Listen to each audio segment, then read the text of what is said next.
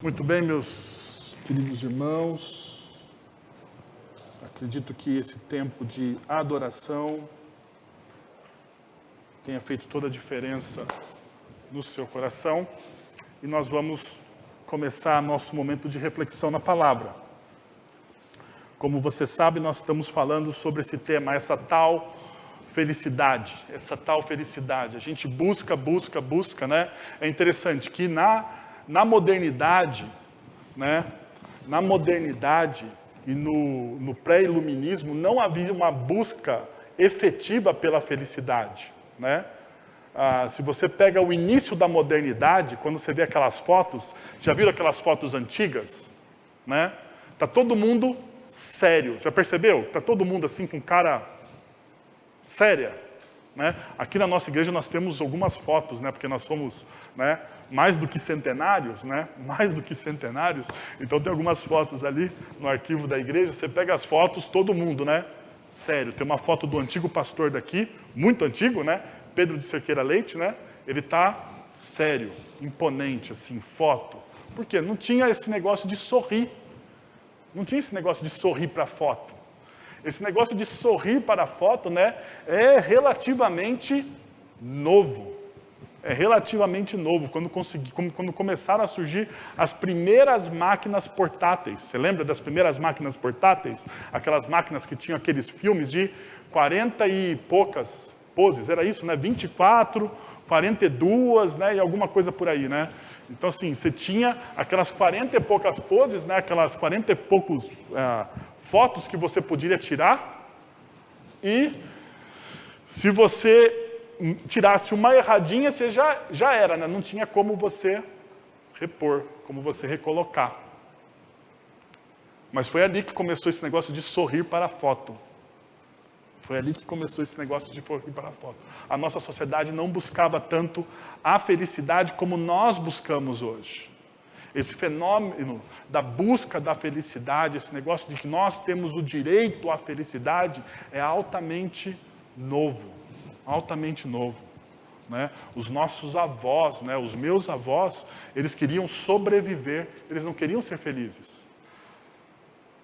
Ninguém falava assim, eu vou fazer uma faculdade para encontrar a minha vocação. Ele falava assim, eu tenho que estudar para sobreviver. Hoje a minha geração, ela faz aquilo, ou ela busca, né, a formação universitária pela felicidade, para você ter uma realização, para você se sentir pleno, completo, né? Então, uma das principais ideias que eu gostaria de trabalhar com vocês aqui, né, é fazer uma pergunta nessa noite. Porque semana passada nós classificamos a felicidade.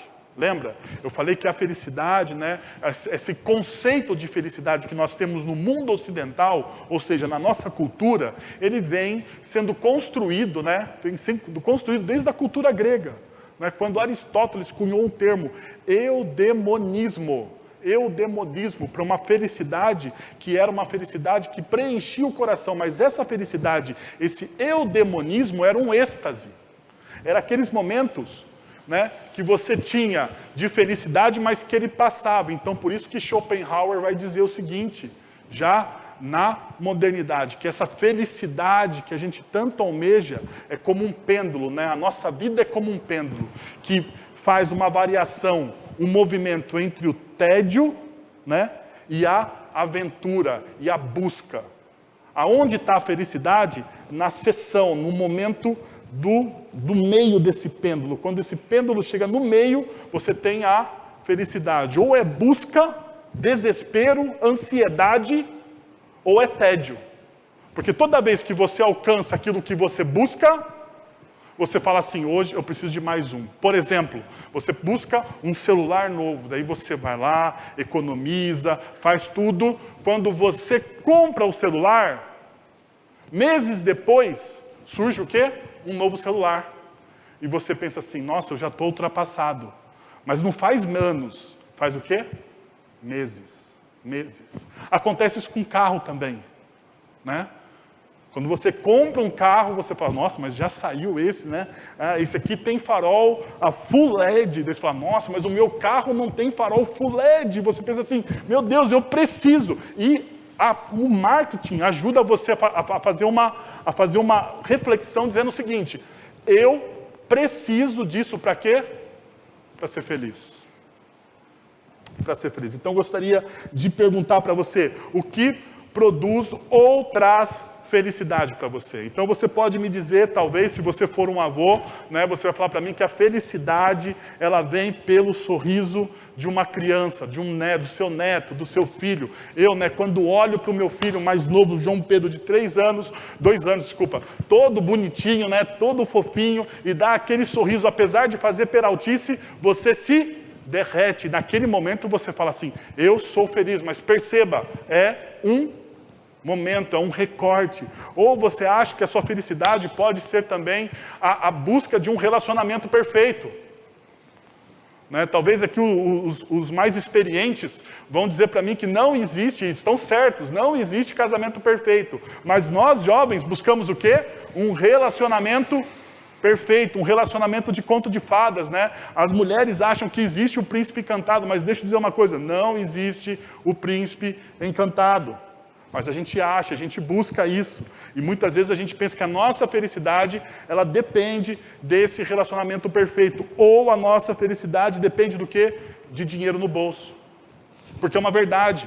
Né? A gente fala que o dinheiro não traz o quê? Felicidade. Porque muitas vezes nós somos piedosos, né? Ah, pastor, o dinheiro não traz felicidade alguma. O dinheiro não traz felicidade alguma. Mas ele ajuda. Porque a gente precisa ser realista. Né? Ele ajuda, né? Porque imagine só, quando você está sem dinheiro, ou quando você abre a sua carteira e você não tem um vintém, ou quando você passa o seu cartão, porque hoje a gente passa cartão, quando você passa o seu cartão na padaria e o pessoal diz compra negada, qual que é o seu sentimento? De frustração, não é?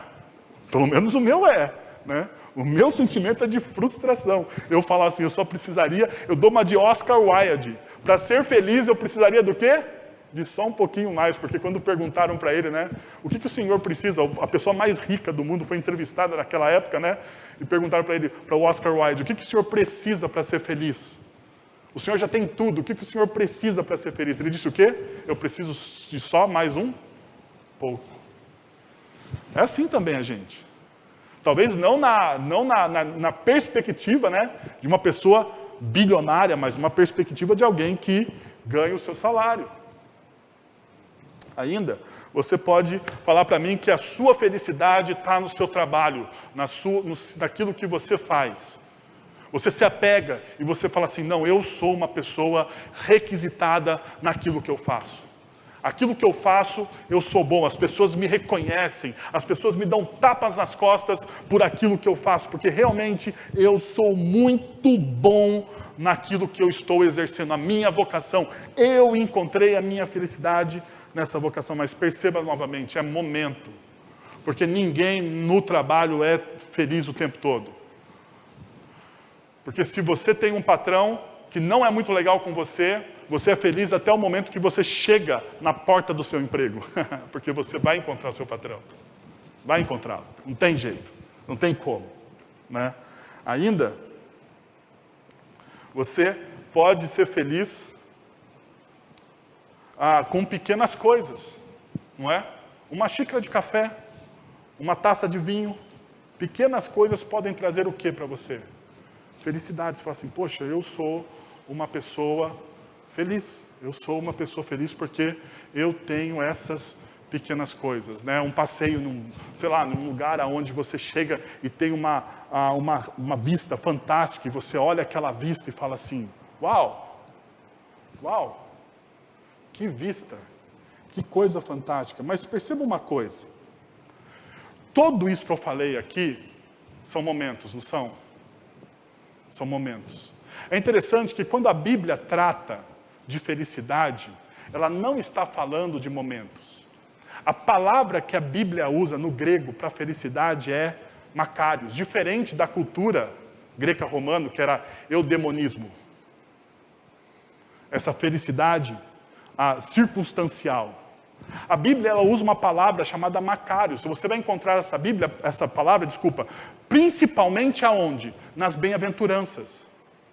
Bem-aventurados os pobres de espírito, bem-aventurados aqueles que são perseguidos por causa do meu nome, bem-aventurados os mansos de coração, bem-aventurados, todas aquelas bem-aventuranças.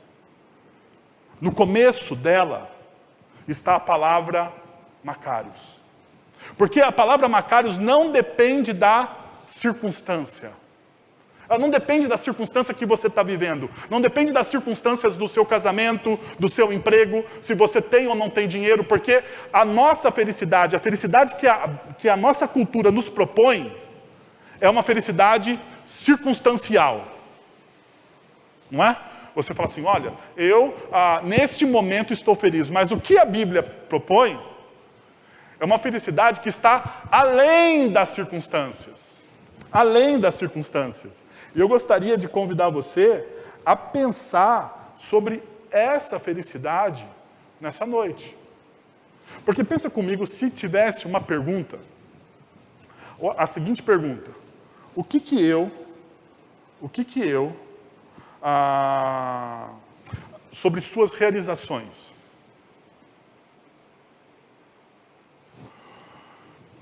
Você é feliz nas suas realizações? Você é feliz nas suas realizações? Sabe por quê? Quando a gente pensa em realizações, a gente não está pensando, né? A gente sempre está pensando no que a gente está fazendo, mas a gente esquece de uma coisa que é muito importante na teologia bíblica sobre realizações. Se você abre Gênesis capítulo 1 e 2, você vai perceber que as realizações, elas são algo que vem de Deus. Porque perceba o relato de Gênesis capítulo 1 e capítulo 2, que é a criação de todas as coisas. No versículo 9 de Gênesis capítulo 1, você vai ler esse versículo, porque Deus começa criando as coisas, né? Desde o versículo 1, ok? Desde o versículo 1. Mas no versículo 9 de Gênesis capítulo 1, diz que Deus cria, né, a separação das coisas. Quando ele termina de criar aquilo, ele olha para o que ele criou e fala o quê? Isso ficou muito bom. Celebração. Realização. Deus olha para a criação dele e fala o seguinte: ficou muito bom. Ficou muito bom. Muito bom. O que eu tenho ficou muito bom. Agora, eu gostaria de perguntar para vocês o seguinte: a sua realização domina o seu coração? Porque muitas vezes, a bênção de Deus pode se tornar o quê? O nosso ídolo. Não é? Pode se tornar o nosso ídolo. Deus te deu uma bênção, Deus te deu uma realização. Então você é feito à imagem e semelhança do Criador. Você é feito à imagem e semelhança de Deus. E daí, como você é feito à imagem e semelhança de Deus, como você é feito à imagem e semelhança dele, você também é capaz de criar. E como você é capaz de criar, você pode muitas vezes ficar o quê? Refém da sua criação. É aí que nasce toda a idolatria. Porque eu posso ficar refém daquilo que eu faço. Perceba o que aconteceu em toda a história bíblica, principalmente no Antigo Testamento. Ele é refém, as pessoas se tornaram muitas vezes refém daquilo que eles fazem, dos seus ídolos. Né? As pessoas se tornaram refém dos seus ídolos. Mas eu gostaria de convidar você a pensar numa outra perspectiva. Se você não fosse apenas refém dos seus ídolos, mas você fosse uma pessoa que leva bem toda a sua vida, alguém piedoso, e eu creio que você seja, e deixa eu te fazer uma pergunta. E se tivesse uma promessa bíblica, e se houvesse uma promessa de ser bem-sucedido em tudo o que você realizar? Já pensou nisso? Pensa o seguinte, você não é refém daquilo que você está fazendo. Você simplesmente está exercendo a sua vocação enquanto criatura de Deus, enquanto criação de Deus. Você está criando coisas, e as coisas que você está criando, seja no emprego, seja na família, seja o que for, as suas realizações, coloca no papel. Se você tivesse uma promessa bíblica, que você seria feliz em todas as suas realizações. O que você acha disso? Fantástico, não é? Então eu gostaria de ler com vocês a promessa bíblica que está em Tiago, capítulo 1, versículo 25. Que é exatamente essa promessa. Será bem-aventurado, será macários, não será por causa das suas realizações, mas você será pleno, você será bem-aventurado no que você realizar. Uau! Promessa. Você será feliz. A NVI traduz da seguinte forma: você será feliz, e a NVI ela aumenta, ela faz uma ampliação da tradução. Você será feliz em tudo, porque esse em tudo, que a Revista Atualizada não traduziu, a NVI traduziu certo. Você será feliz em tudo o que você... Daí eu prefiro a Revista Atualizada, que traduz por realizar, mas a NVI traduz por fazer, que é sinônimo, mas eu prefiro a palavra realizar. Então, se fosse eu fazer uma tradução agora desse texto, você será feliz em tudo em que você realizar. Uau! Essa é a promessa bíblica. Mas perceba uma coisa que muitas vezes nós não entendemos. Nós não entendemos. Toda promessa bíblica tem uma condição. Ok? Toda promessa bíblica, ela tem uma condição. Então, pensa comigo, Tiago capítulo 1, versículos de 19 a 27, que diz assim: meus amados irmãos, tenham isso em mente, sejam todos prontos para ouvir, tardios para falar e tardios para se irar. Pois a ira do homem não produz a justiça de Deus. Portanto, livrem-se de toda a impureza moral e da maldade que prevalece e aceitem humildemente a palavra implantada em vocês, a qual é poderosa para salvá-los. Sejam praticantes da palavra e não apenas ouvintes, enganando-se a si mesmos. O texto continua. 23. Aquele que ouve as palavras, mas não a põe em prática, é semelhante a um homem que olha para a sua face num espelho e depois de olhar para si mesmo, sai e logo se esquece da sua aparência. Mas o homem que observa atentamente a lei perfeita que traz a liberdade e persevera na prática dessa lei, não esquecendo o que ouviu, mas praticando, perceba, será feliz naquilo que fizer. Continua o texto.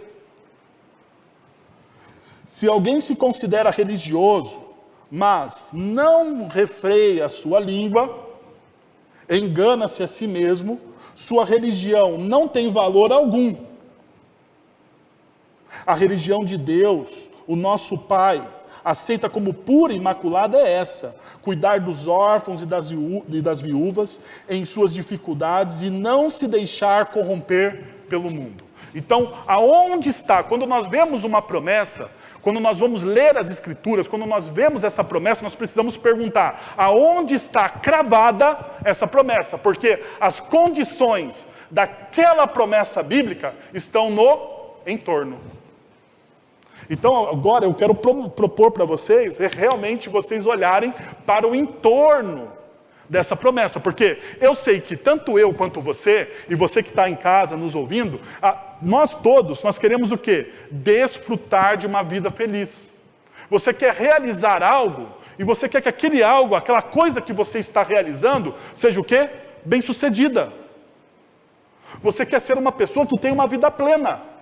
E a gente precisa lembrar, eu não estou pregando aqui nenhuma teologia da prosperidade.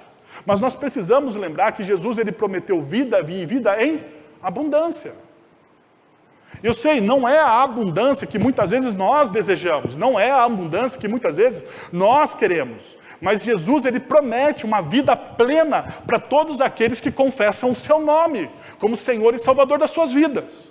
E nós precisamos entender que isso não tem a ver com prosperidade, mas isso tem a ver com a promessa de alegria que Deus tem para nossas vidas. De promessa de felicidade que Deus tem para a minha e para a sua vida. Então, caminha comigo em alguns princípios. Primeiro, ouça corretamente. Primeiro ponto que eu gostaria de falar para vocês. O texto bíblico diz para a gente ouvir corretamente. O texto diz o seguinte: meus amados irmãos, tenham isso em mente. Perceba o que o Tiago está fazendo aqui. Meus amados irmãos, coloque isso dentro da sua cabeça, traduzindo em português claro. Deixe isso vivo na sua mente o tempo todo, porque essa é a ideia. Seja pronto, todos prontos para ouvir. Deixa eu te perguntar uma coisa. Você é um bom ouvinte? Ou você é aquele que gosta de, antes que a pessoa termine de falar, você já tem a resposta pronta? Porque se você é uma pessoa que, enquanto a pessoa está falando com você, você está pensando numa resposta pronta, você não é um bom ouvinte. Porque ser um bom ouvinte significa o quê? Você parar, você olhar para a pessoa e você prestar atenção nela. Isso é ser um bom ouvinte. É você olhar, prestar atenção na pessoa e no sentimento que ela está colocando aonde? Nas palavras que ela coloca. Então, por isso que Tiago vai dizer o quê? Seja pronto, atento. A palavra pronto aqui, prontos, tenha atenção redobrada. Tenha atenção redobrada. Ou seja, fique atento no que a pessoa está falando, porque a disciplina de ouvir alguém demonstra que nós nos importamos com essa pessoa. A disciplina de você ouvir, né, alguém é uma arte difícil de se dominar. Muitas vezes nós tentamos ouvir uma pessoa, mas a nossa atenção não consegue. É uma arte difícil de se dominar. Mas quando a gente domina essa arte, os nossos relacionamentos prosperam.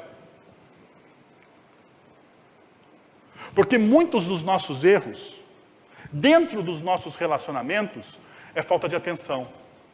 Nós não ouvimos o que a pessoa estava o quê? Nos dizendo. Não é? Quem é casado sabe muito bem o que eu estou falando. Não é verdade? Quem é casado sabe muito bem o que eu estou falando, porque muitas vezes a minha esposa olha para mim e diz assim, viu, mas você não prestou atenção no que eu estava te dizendo? E é uma verdade. Porque muitas vezes eu estou já pensando numa resposta para aquilo que ela está colocando e eu não presto atenção nas emoções dessa pessoa, da minha esposa, eu não presto atenção na entonação da voz dela, da forma como ela está dizendo, então eu não consigo ler o que ela está me dizendo. E muitas vezes, quando eu sou um mau ouvinte, eu sou seletivo naquilo que eu estou ouvindo. Você é alguém seletivo quando você ouve? Porque muitas vezes eu só ouço aquilo que eu quero. E daí Tiago está dizendo assim, olha, você precisa ser alguém que tenha a arte de ouvir e de fechar a sua boca e abrir os seus ouvidos e o seu coração. Porque ser um bom ouvinte não é só fechar a sua boca, mas é abrir o seu coração para outra pessoa. Perceba uma coisa que a gente não entende. Salmo capítulo 6, versículo 9. Diz o seguinte: O Senhor ouve a minha súplica. O Senhor acolhe a minha oração. 2 movimentos de Deus sobre ouvir. Olha o que o texto diz. O Senhor, ele faz o quê? Ele ouve a minha súplica. Eu estava pensando nesse texto em conjunção com Tiago, sobre o ouvir de Tiago. E eu cheguei a uma conclusão, que quando eu estou orando a Deus, Deus ele para e ele me ouve. Sério. Assim, eu sei, talvez para você seja difícil, mas assim, uma das categorias de Deus é que ele é onipresente. Outra categoria de Deus soberano é que ele é onisciente. Ele está presente, ele sabe todas as coisas, ele está em todos os lugares. Então calma aí, quando você se fecha no seu quarto em secreto, porque Jesus diz no Sermão do Monte que nós precisamos orar a Deus muitas vezes como no nosso quarto em secreto. Quando você fecha, ou quando você se coloca no seu quarto em secreto e você ora a Deus suplicando a Ele, sabe o que Deus faz? Ele para tudo e te ouve. Sabe por quê? Porque a descrição de Deus nas Escrituras é de um pai amoroso. E um pai amoroso para ouvir o quê? Os seus filhos. Então Deus, ele para te ouvir. E perceba, ele não só para te ouvir, mas ele acolhe a sua oração. Ele olha para você, ele não dá uma resposta pronta muitas vezes.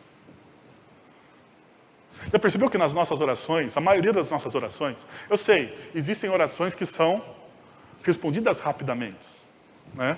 Mas na maioria das nossas orações, Deus, ele demora um pouquinho para responder. Sabe por quê? Porque o Salmo 6, no verso 9, ele me diz, ele acolhe a minha oração.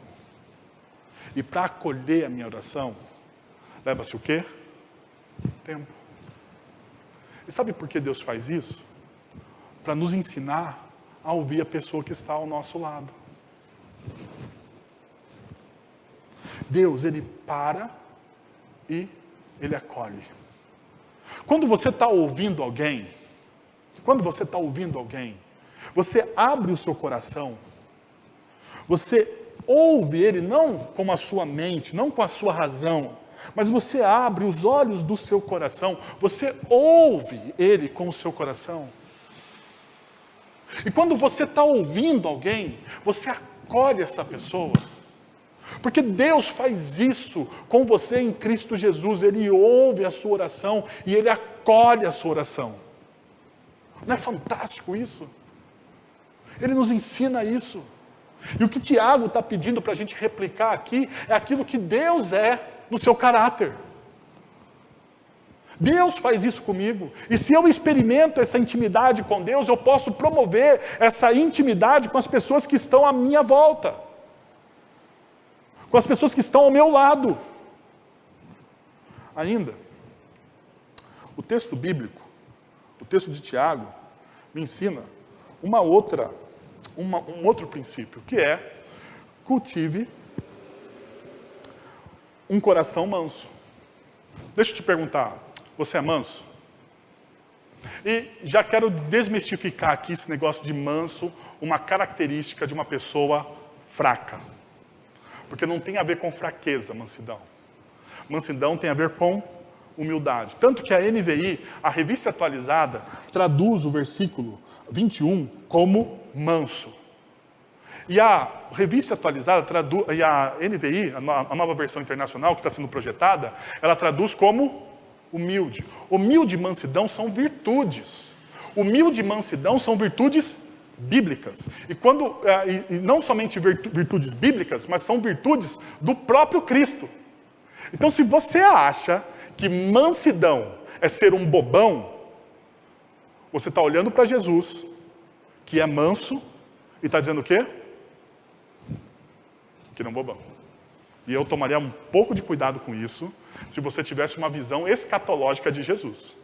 né? Hoje, quem estava com a nossa reflexão de manhã na escola dominical online, você viu a face de Jesus no Apocalipse, né? E não é a face de Jesus quando ele vai voltar, é a face de Jesus agora. Agora. Então você teria um pouco de medo com relação a isso. Ok? Mas olha só o que o texto bíblico diz. Diz assim, tardios para falar, tardios para irar-se, pois a ira do homem não produz a justiça de Deus. Portanto, livrem-se de toda impureza moral e da maldade que prevalece. E aceitem, perceba, aceitem, acolham, porque a palavra pode ser acolher. Revista Atualizada traduz essa palavra como acolher. Acolham ou aceitem humildemente ou de forma mansa a palavra implantada em vocês, a qual é poderosa para o quê? Para salvá-los.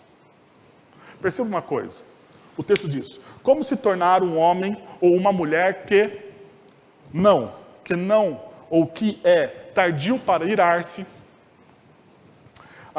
tardio para falar, tardio para irar, um homem e uma mulher que não se irrita facilmente, não tenta produzir a sua própria justiça, porque o texto diz que você não consegue produzir a sua justiça, a justiça de Deus com a sua ira. Ou seja, a sua ira é sua ira. Mas a sua ira pode produzir justiça para você. Mas não produz o quê? A justiça de Deus. Não produz a justiça de Deus. Ainda você pode olhar e falar assim, o homem e a mulher que se livram do quê? De toda a impureza moral. E também da maldade que prevalece. O homem manso, ele tem todas essas características. O homem manso, ele não fala rapidamente. Ele processa. O homem manso, ele não se ira rapidamente. Até porque irar não significa que você vai pecar, porque a própria Bíblia diz, você pode irar, mas você não pode o quê? Pecar. Então a ira é um sentimento natural de todos os seres humanos. De todos os seres humanos, porque nós almejamos muitas vezes o quê? Justiça. Mas a nossa justiça que é pecaminosa, a nossa justiça que é tendenciosa, porque quando eu vou fazer justiça para quem? Para mim. Eu nunca vou fazer justiça para o outro. Não me venha com esse papo furado, que você é piedoso, que você quando você lesa alguém, você fala assim, de bom grado, não, eu vou abençoar outra pessoa, porque afinal de contas eu fui injusto com ela. Porque geralmente para você reconhecer a sua injustiça, para você reconhecer que você errou, precisa de um processo, não precisa? Você não reconhece prontamente, porque você é tendencioso, você sempre faz tendência olhando para você. Então, quando você muitas vezes é injustiçado, você pensa o quê? Falharam comigo. Se falharam comigo, então a melhor coisa que eu tenho que fazer é revidar. Perceba, a sua justiça. Só que a sua justiça não produz o quê? A justiça de Deus. Por que a justiça de Deus é perfeita? Porque Deus, uma coisa que nós não conseguimos entender, mas Deus, ele é totalmente amor e totalmente justo. Ele é totalmente amor e totalmente justo. Ele é totalmente amor. Ele é totalmente justo. E você precisa entender que ele é totalmente amor, totalmente justo. Ou seja, ele vai fazer, ao mesmo tempo que ele faz justiça, ele consegue amar sem medidas essa pessoa. Percebeu? Ele consegue fazer justiça e amar. Muitas vezes, quando a gente vai fazer justiça, a gente despeja o quê? A nossa ira. A nossa raiva. A nossa amargura. Então, como Deus não carrega a amargura, porque ele é um Deus de graça e amor, quando ele faz justiça baseada no seu amor, na sua graça, mas também naquilo que é perfeito a partir dele. Então, por isso que a justiça de Deus é perfeita. Daí o texto diz, livre-se também de quê? De toda a impureza. De toda a maldade. Você precisa se livrar da sua impureza. Você precisa descolar de você. E a ideia aqui do texto original é, descole isso da sua vida. Para descolar algo da sua vida, você precisa reconhecer que aquilo é errado, você precisa se arrepender daquilo, e você precisa ter disciplina. Porque para descolar algo errado da nossa vida, requer o quê? Disciplina. Disciplina. Disciplina. Perceberam que mansidão não é uma atitude fraca? Não é uma atitude de alguém que é bobo, como diz a nossa sociedade. A virtude da mansidão é a virtude firme e forte de alguém que confia no amor e na graça de Deus. A virtude da mansidão é aquele que consegue olhar para o outro com a graça, com os olhos de Deus, e ver nos outros as suas próprias falhas. E quando ele vê no outro as suas próprias falhas, ele percebe que o outro tem tantas falhas e tantos pecados quanto ele, e ele não pode revidar com essa pessoa da mesma moeda, da mesma forma. Porque afinal de contas, o que a Bíblia me ensina, o que a espiritualidade cristã me ensina, é que eu preciso amar o meu próximo como a mim mesmo. Que eu preciso tratar o meu próximo como a mim mesmo. Que eu preciso olhar para o meu próximo como eu olho para mim.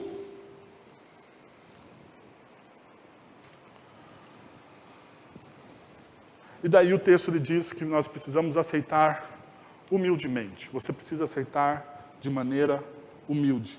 Eu queria lembrar o texto de Mateus capítulo 11 com vocês, que diz o seguinte: venham a mim todos vocês que estão cansados e sobrecarregados, e eu lhes darei o quê? Descanso. Venham a mim todos vocês que estão cansados e sobrecarregados, e eu lhe darei descansos. Tomem sobre vocês o meu jugo. Deixem que eu lhes ensine. Lembra que é acolher com humildade. Acolher com humildade é você se permitir ser ensinado por Deus. A questão para mim é muito clara aqui. Você se deixa, você se permite, você tem um coração ensinável para Jesus. Jesus fala algo, você acata aquilo que Jesus está dizendo? Jesus diz perdoa, você perdoa? Jesus diz ame, você ama? Jesus diz dá, você dá? Ou no seu coração há resistência? Jesus diz, creia que aquela montanha pode sair daquele lugar e ser lançada no mar. Você crê que aquela montanha pode sair daquele lugar? Ou você diz assim, não, isso Jesus disse lá no passado. Jesus falou isso lá para aqueles caras. Para a gente hoje não vale isso. Será que você crê de fato? Você tem um coração ensinável, porque o que a Bíblia está dizendo, que você precisa acolher com humildade, com mansidão. O que você precisa acolher com humildade e mansidão? A palavra que foi implantada em nós através do sacrifício de Cristo Jesus, não é isso? A palavra ela é implantada no meu e no seu coração através do sacrifício de Cristo Jesus. Então essa palavra que é implantada no meu e no seu coração através do sacrifício de Cristo Jesus, é essa palavra que ele está falando aqui. Deixe que eu vou ensinar a vocês. Então venham vocês que estão cansados e sobrecarregados, se entreguem a mim, recebam o meu jugo e deixe que eu ensine vocês. Agora deixa eu te dizer uma coisa, uma verdade bíblica para você. Sabe por que você anda cansado e sobrecarregado? É lógico, né? Porque você não se deixa ensinar por Jesus. Você está cansado e sobrecarregado. O seu jugo é pesado. Sabe por quê? Porque você está carregando esse jugo sozinho.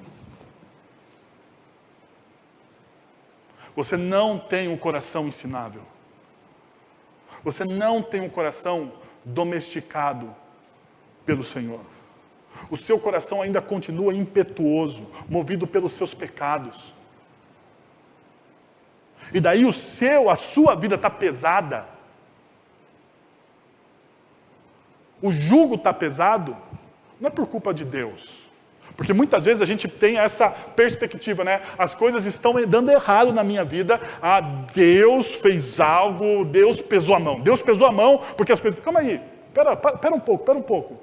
Você tem colocado em prática aquilo que Jesus tem lhe ensinado?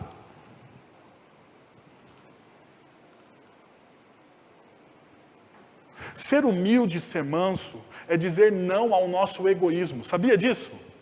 É uma atitude firme de dizer não ao seu egoísmo. Porque ser humilde e ser manso é você receber de Jesus.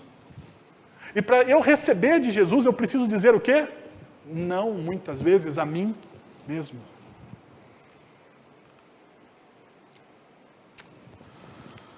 Mas o texto bíblico, ele continua. Ou perceba como que o texto bíblico mostra para a gente, né? Eu lhe darei descanso, descanso para a sua alma, o meu fardo é leve. É isso que muitas vezes nós recebemos quando nós, o quê? Nos colocamos à disposição, o nosso coração para ser ensinável. Quando o meu coração se torna ensinável, eu experimento dessa promessa. Por isso que faz sentido que tudo aquilo que eu vou realizar será bem sucedido, será feliz. Sabe por quê? Porque é leve. É leve. Não é pesado.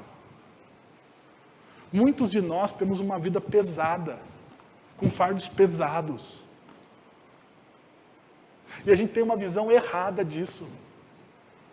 Uma visão tacanha, minimalista, no pior sentido da palavra minimalista, porque nós estamos minimizando a promessa de Deus na nossa vida. Nós temos que minimizar outras coisas, mas nós não podemos de maneira nenhuma minimizar a promessa de Deus para as nossas vidas. Porque quando eu minimizo uma promessa de Deus, eu estou dizendo que Deus é o tamanho daquilo que eu estou fazendo, né? Então, se eu coloco um Deus, uma promessa, se eu acho que aquela promessa é pequena, então, poxa, seu Deus vai ser um Deus pequeno. E, na verdade, não é o Deus das Escrituras, é o Deus que você criou no seu coração. Por isso que a sua vida está pesada. E o convite do Evangelho é a gente se abrir a esse Deus, que quer nos ensinar. Mas eu preciso abrir o meu coração a Ele.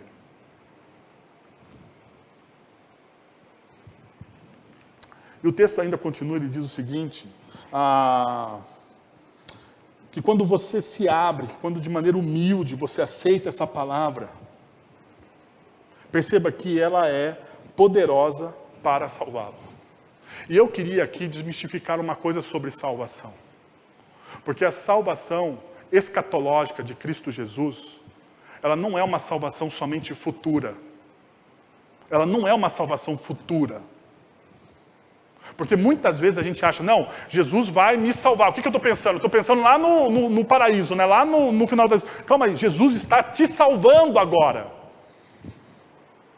A salvação de Jesus, o verbo salvar na Bíblia, a palavra salvar na Bíblia, é trazer você, é trazer libertação, é recuperar você.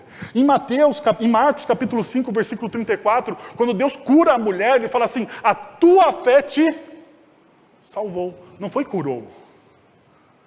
Sabe por quê? Porque a salvação em Jesus recupera a nossa dignidade como seres humanos. E ela é agora. É neste momento. É para esta hora. Eu vim para que vocês tenham vida. Perceba, tenham vida quando? Tenham vida agora. E tenham vida agora como? Em abundância.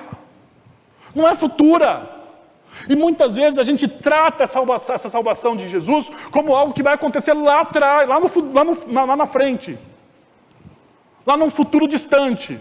Quando eu estiver no meu leito de morte, daí eu vou pensar na salvação. Calma aí. Não é assim. A salvação que Jesus tem para você é agora, para você experimentar uma vida plena nele agora. A tua fé te salvou. A tua fé te salvou. Quantas vezes Jesus repete isso? Ele poderia te dizer, a tua fé te curou, porque ele fala também. A tua fé te curou. Mas em alguns casos específicos, salvação. Salvação. A tua fé te salvou. Salvou. Percebe? Transforma, traz dignidade. Ainda, o texto diz o seguinte, saia da inércia de ser apenas um ouvinte da palavra. Sabe por quê? Eu tenho uma impressão seguinte, quanto mais tempo de igreja eu tenho, mais na inércia eu fico. Eu não sei se é com você assim, mas quanto mais... Parece que existe uma obesidade de conhecimento. Sabe? Tem gente que conhece muito da palavra de Deus, mas pratica muito pouco a palavra de Deus. Tem gente assim que é obeso, você pergunta. Tem gente que, eu sei, tem gente que estão nos bancos das igrejas que sabe muito mais de teologia do que eu, e eu não tenho problema nenhum com isso. Mas quando você olha para a vida dessa pessoa, você percebe que ela não aplica absolutamente nada. Ela vive em uma inércia. E olha o que o texto de Tiago diz. Sejam praticantes do quê? Da palavra. E não apenas ouvintes, enganando-se a si mesmo. Aquele que ouve a palavra, mas não a põe em prática, é semelhante a um homem que olha a sua face em um espelho. E depois de olhar para si mesmo, sai e logo se esquece da sua aparência. Perceberam? Perceba, o ser aqui está no imperativo. Sejam o quê? Praticantes. Tem a ver com ser. Você é alguém que pratica a palavra de Deus? Porque o texto está dizendo o seguinte, que eu posso conhecer a palavra de Deus, mas eu posso também não praticá-la. Então, eu não tenho identidade. Perceba o que o texto está dizendo. Não apenas ouvintes enganando-se a si mesmos. E daí o texto continua. Aquele que ouve a palavra, mas não a pratica. Aquele que ouve a palavra e não a pratica é semelhante ao quê? A um homem que se olha no espelho, vê se ele está alinhadinho, bonito, e quando ele sai de olhar do espelho, ele se esquece do que ele olhou. Sabe o que é isso? Memória curta. Sabe por quê? Porque uma verdade só se torna verdade na sua vida quando você pratica. Vou te dar um exemplo científico. A ciência só comprova uma verdade que é verdade quando você pratica aquela verdade. Né? Ou seja, nós só vamos ter uma cura para a pandemia quando a ciência testar em um certo número de pessoas a vacina ou o medicamento, seja o raio que o parta, quando ele testar em um número de pessoas e aquilo for o quê? Positivo. Porque enquanto não for testado, comprovado, praticado, não será o quê? Aceito. Porque é assim. E muitas vezes a gente conhece, mas nós não praticamos, nós não testamos. Sabe por que você não experimenta as promessas bíblicas na sua vida? Não é falha da promessa bíblica. Não é falha de Deus que olhou bravo para você naquele dia. É porque você não pratica. Porque muitas vezes você quer a promessa, mas você não quer a prática. Daí é fácil, né? Daí é mel na chupeta, como diria um amigo. E não é isso que Deus quer. Deus quer que você pratique. E Tiago é muito prático nisso. Olha, se você não pratica, você é como aquele homem que vai ao espelho, está alinhado, sai de casa, se esquece. O que você precisa fazer? Se você se esqueceu, você precisa voltar. Percebeu? Eu tenho que voltar para o espelho. E a vida de muita gente é essa. Vai e volta. Vai e volta. E nunca avança.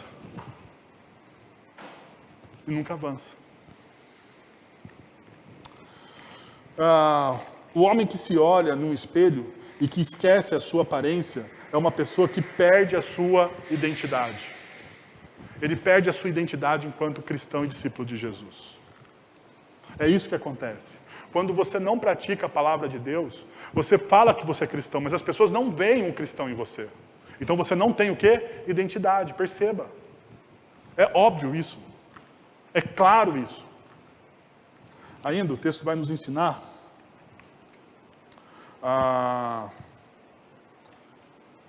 que essa palavra, deixa eu passar aqui, Mateus capítulo 7, versículo 24, diz o seguinte: todo aquele, pois, que ouve as minhas palavras e as põe em prática, será comparado ao homem prudente que edificou a casa sobre a rocha.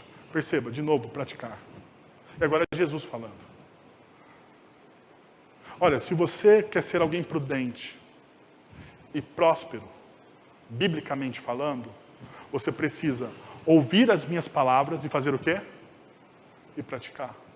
Porque se você lembra desse texto, ele está falando de 2 tipos de construtores. Não é isso? 2 tipos de construtores. Esse que é prudente, que constrói a sua casa sobre a rocha. E eu estava lendo esses dias um comentário sobre aquele que constrói a casa sobre a rocha. Né? O comentarista estava dizendo o seguinte, que a gente pensa muitas vezes que é sobre uma superfície rochosa, né? Mas não é só sobre uma superfície rochosa. Aquele que constrói uma casa sobre a rocha é aquele que cava um alicerce e encontra a rocha. Daí faz sentido. Por isso que Jesus está dizendo, pratica. Porque praticar significa você cavar um alicerce e encontrar o quê? Rocha, para construir. Então quando você cava, e quando você cava mais fundo, você vai encontrar o quê? Rocha sólida. E daí você pode construir a sua casa. Porque aquele que é imprudente e constrói a sua casa sobre areia, o que ele não fez? Ele não cavou.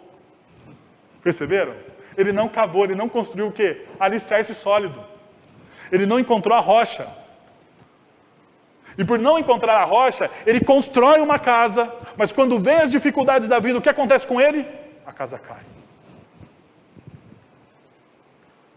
Praticar a palavra de Deus significa que você vai encontrar a verdadeira rocha sólida, que é Cristo Jesus.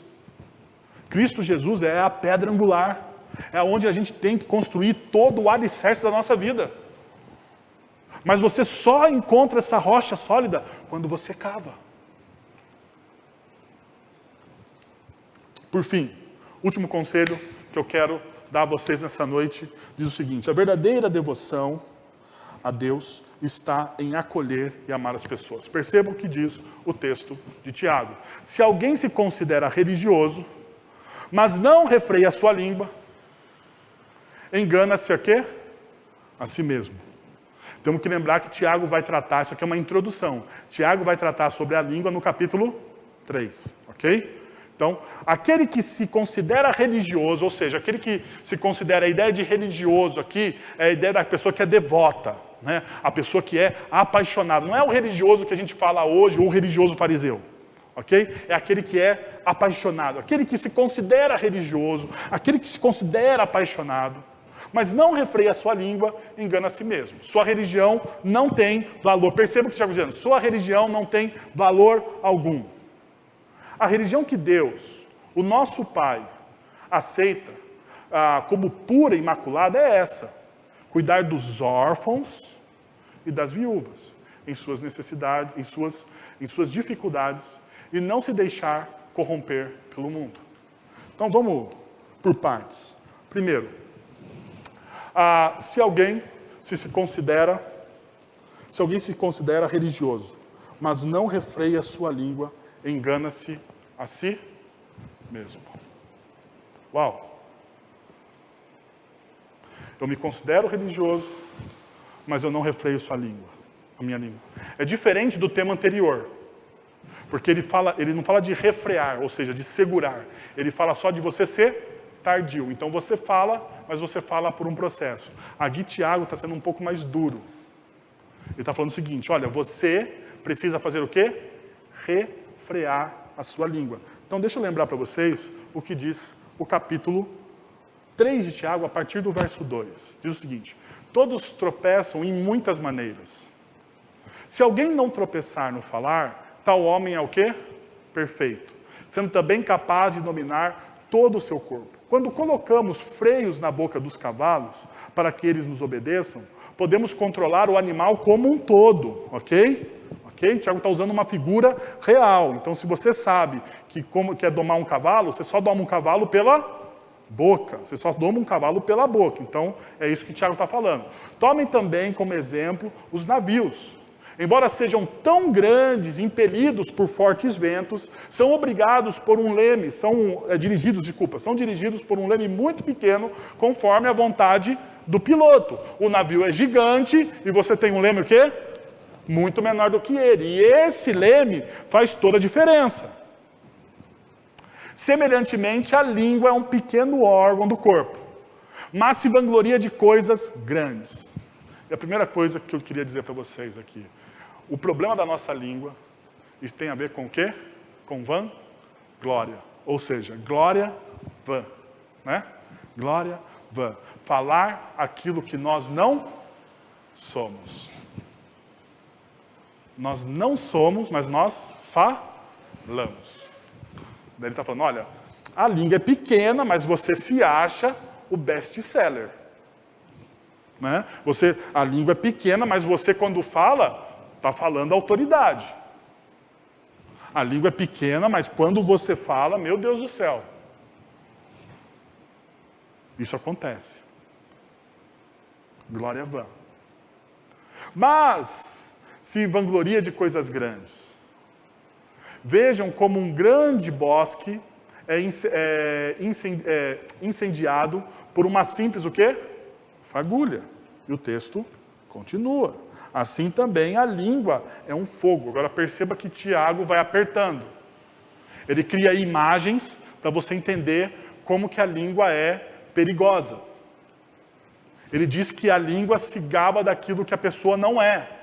E daí, olha só, assim também a língua é um fogo.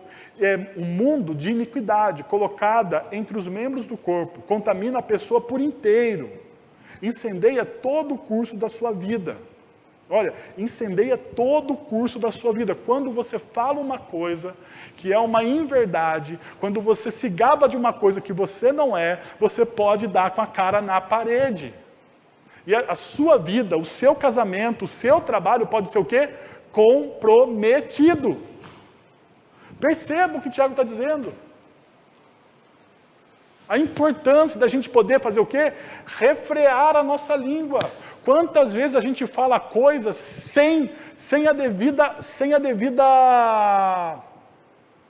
qualificação para poder falar aquilo.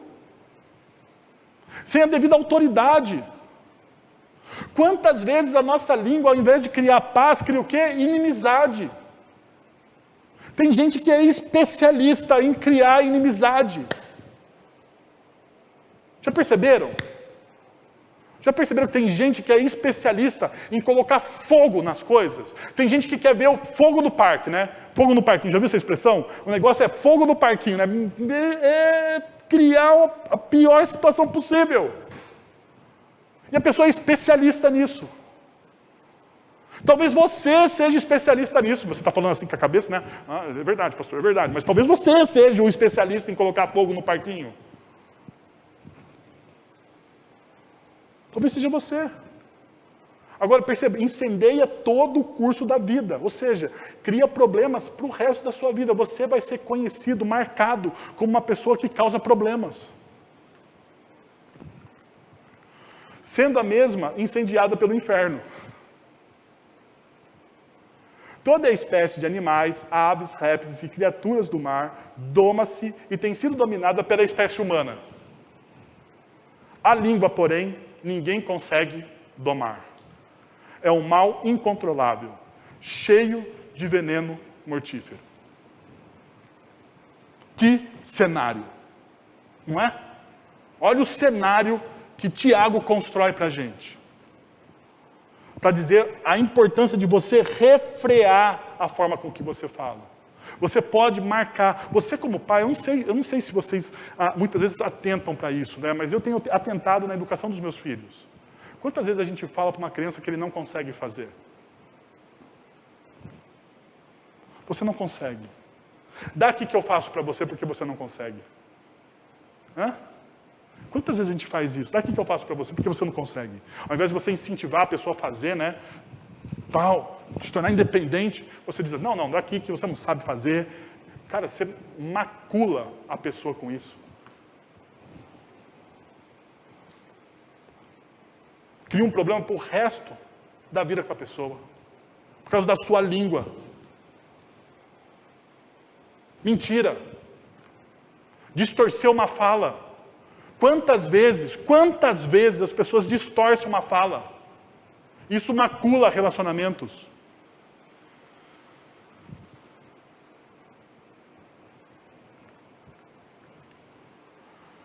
Com a língua bendizemos ao Senhor e Pai, e com ela amaldiçoamos os homens, feitos à semelhança de Deus. Perceba, com a língua a gente faz o quê? Bendiz o Senhor, canta louvores, levanta a mão, corre lágrimas dos nossos olhos, mas com a mesma língua você faz o quê? Fala mal da pessoa que está do seu lado. Com a mesma língua. Da mesma boca procedem bênção e maldição. Meus irmãos, não pode ser assim. Olha só, o Tiago está pedindo, ele está quase se ajoelhando, e a ideia aqui é isso, ele está quase falando assim, não pode, ele está suplicando agora, não pode ser assim. Acaso pode sair água doce e água amarga da mesma fonte? Meus irmãos, pode uma figueira produzir azeitonas e uma videira figos? Da mesma forma, uma fonte de água salgada não pode produzir o quê? Água doce. A pergunta que esse texto faz é, que tipo de fonte você é? Que tipo de fonte você é? Que tipo de pessoa você é?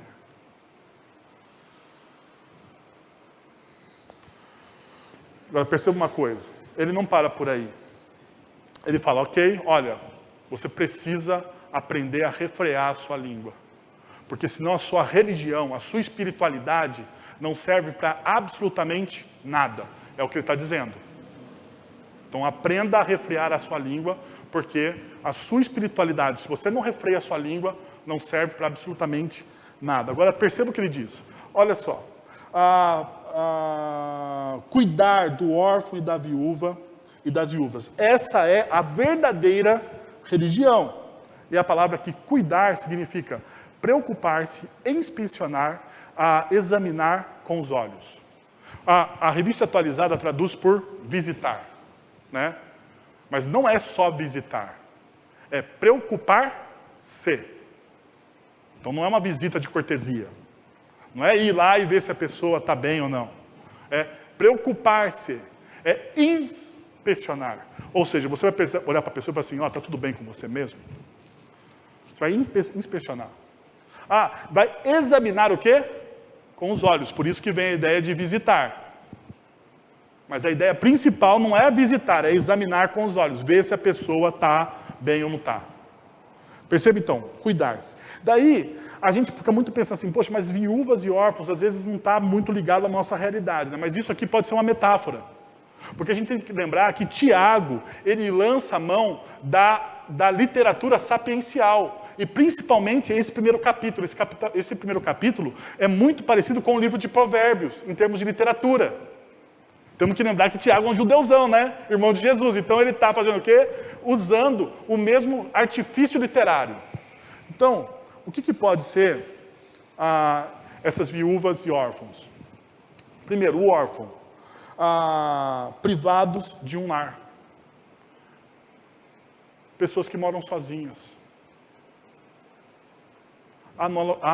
Fazendo uma metáfora de alguém que não tem lar de verdade.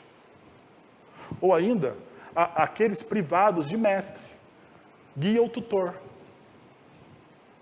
Então o órfão é alguém que não possui o quê? Lar. E aqueles que são chamados discípulos de Jesus, deveriam ser o quê?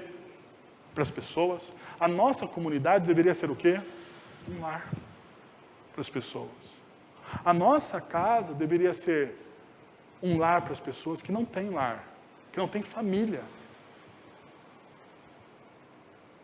Ligar para alguém e orar com essa pessoa deveria ser um exercício de toda a comunidade, não só dos líderes da comunidade.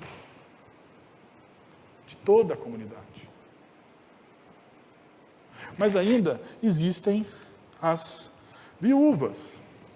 E as viúvas é uma metáfora, privado de amor. Desolado, uma metáfora para uma cidade sem riqueza. Ela é usada no Antigo Testamento, na literatura sapiencial antiga, como uma cidade que não tem riqueza.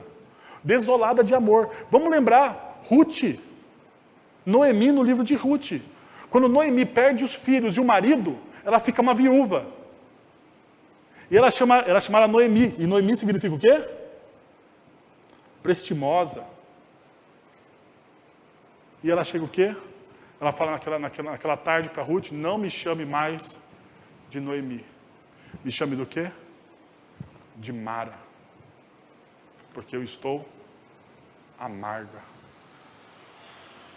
Existem pessoas, muitas vezes, que não se sentem o quê? Amadas. É interessante que o Eugene Peterson, na sua tradução bíblica, no livro, na tradução bíblica que ele faz, né, e ele chama a Bíblia dele, a tradução dele de The Message, ele diz o seguinte, qualquer um que se considera religioso, por falar um bom jogo de palavras, está se enganando. Eu gosto muito da forma com que ele traduz. Né? Todo mundo que se acha, porque sabe falar algumas coisas, um crentez, né? Só porque esse cara fala algumas palavras cristãs, não significa que ele é nada. Né? Daí ele diz o seguinte, esse tipo de religião é como ar quente, apenas ar quente. A verdadeira religião, o tipo que passa pelo teste diante de Deus, o Pai, é esta. Estenda a mão para os sem-teto, aqueles que não têm lar, e para os sem amor em sua situação. E proteja-se contra a corrupção do mundo sem Deus. Faz sentido? Para mim faz todo sentido. Faz todo sentido. Uma espiritualidade que se preocupa com o outro. Uma espiritualidade que sabe falar, que sabe ouvir. O texto de hoje, que nos convida a uma vida feliz e realizada, porque essa é a promessa, ele convida você a construir uma vida ouvindo as pessoas, com empatia. O texto de hoje convida você a transformar o seu caráter como o caráter de Deus. E eu gostaria que você pegasse nesse momento algumas das coisas que eu falei para você. Algumas dessas coisas. E colocasse realmente em oração. Você que está em casa, que ouviu essa mensagem, você que está aqui presencialmente no nosso encontro, eu gostaria que você fechasse os seus olhos nesse momento e tivesse uma conversa séria com o Senhor. Para transformar o seu coração. Você precisa experimentar a palavra que salva. E salva hoje. Salva a sua vida hoje. Que tal? Gostaria de convidar você para orar.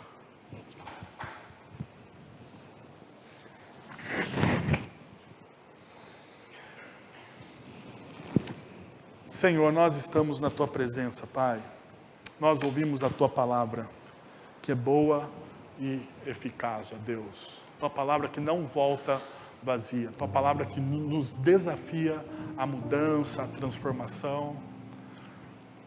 A Tua palavra, Deus, que nos confronta, porque muitas vezes nós entramos, ó Deus, na Tua presença, mas quando nós entramos na Tua presença, Pai, nós não saímos igual, Senhor, nós não saímos igual. E hoje nós estamos na Tua presença, porque o Senhor promete que quando duas ou mais pessoas se reúnem em Teu nome, ó Deus, o Senhor se faz presente. O Senhor se faz presente neste local e o Senhor se faz presente na vida de cada pessoa que está nos assistindo por essa transmissão via internet, Senhor. O Senhor se faz presente, Pai. Eu quero te pedir, Senhor, que em nome de Jesus, o Senhor derrame da Tua graça, da Tua misericórdia, o Senhor incomode o nosso coração, o Senhor mude a nossa história, Deus. O Senhor nos molde segundo o Teu caráter, o caráter de Cristo Jesus. Que nós possamos aprender de fato, Senhor, a refrear a nossa língua. Que nós possamos aprender de fato a ouvir as pessoas com o coração, ó Deus. A colocar em prática a nossa salvação, Senhor. A não sermos pessoas que ouvem a palavra, Senhor, e são inércia, não muda, sem identidade, Senhor, sem identidade alguma de discípulo de Jesus. Nós precisamos dessa transformação, e nós oramos em nome de Jesus, Pai, em nome de Jesus.